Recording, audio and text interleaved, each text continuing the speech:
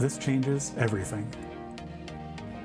I've needed a trim saw for quite a while, and this one came along at the right time.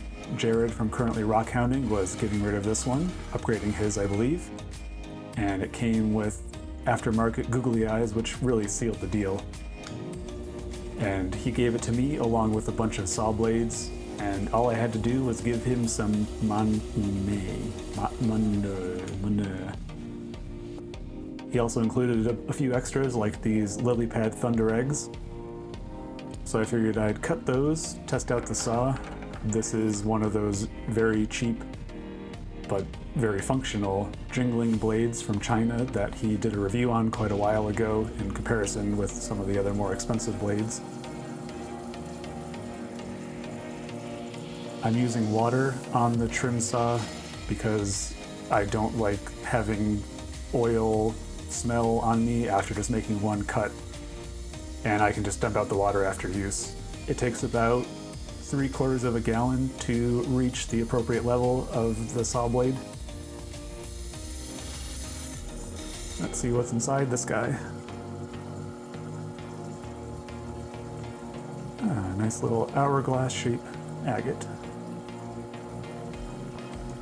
Now this one had some parallel bands running this way along the stone, so I figured I'd cut perpendicular, see what's inside. And while I'm cutting, while Jared was down dropping off the saw, he picked up a zeolite from the Wawawai Road locality that I collected while we were both down there.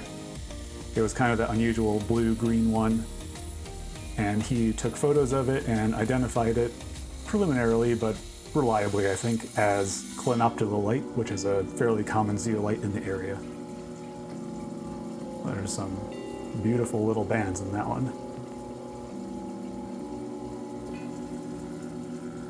And we'll cut one more just for good measure.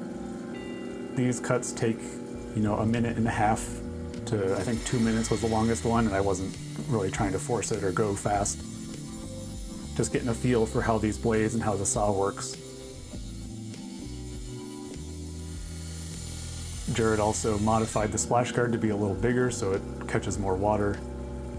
Let's see, inside this one, leave your thoughts down in the comment below what you think this looks like. At first I thought it was a dolphin, but now it's from, the Yakima area. I think it might be a salmon, which is a historically important fish in the area. But what I really wanted this saw for was to trim facet rough, like this rod of neodymium yag, which cuts through this stuff like butter. This is a 30-second cut maybe, and now I have 2 perfect pieces to start faceting. It did come with a sled as well, which works really well. I figured I'd make a couple of test cuts just to see how aligned it all was. This is the only downside.